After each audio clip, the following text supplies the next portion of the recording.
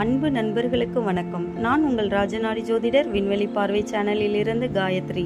எனக்கு இந்த வாய்ப்பளித்த எனது குருஜி திருக்கா பார்த்திபனையா அவர்களுக்கு நன்றி. இன்று நம் மிதுன ராசியை பற்றி பதிவில் காண்போம். ராசி மண்டலத்தில் 3வது ராசி மிதுனமாகும். சமூகத்தில் பிறருடன் தொடர்பு கொள்வதற்கான கற்கும் திறனை குறிப்பதாகும்.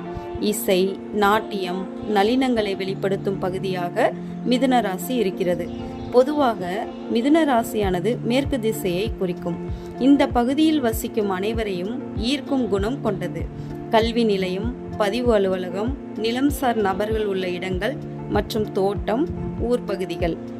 மிதுன ராசி குறிக்கும் தொழில்கள் ஆசிரியர், புத்தக எழுத்தாளர், அக்கவுண்ட்ஸ், பதிவுத்துறை, மேடை பேச்சாளர், தபால் துறை, சில்லறை வியாபாரம், கணித புலமை, பிசினஸ், செய்தித்துறை, புக் ஷாப், ஸ்டேஷ்னரி, அச்சு தொழில், மீடியா, ஐடி, கேமரா, மளிகை கடை.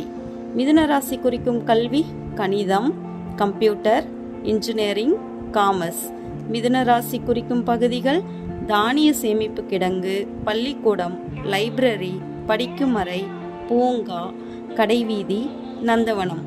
மிதுன ராசி குறிக்கும் உடல் உறுப்புகள் கழுத்து, தோல் பகுதி, நரம்பு மண்டலம், முதுகுத்தண்டு, மூக்கு, இடுப்பு, புலன்கள்.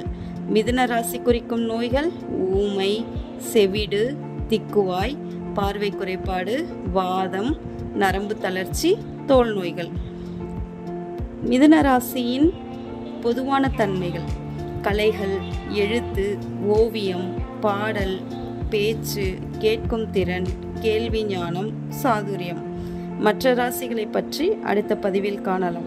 ஜோதிடம் கற்றுக்கொள்ள ஆர்வமா? ராஜநாடி வகுப்பில் கலந்து கொள்ளுங்கள். நன்றி.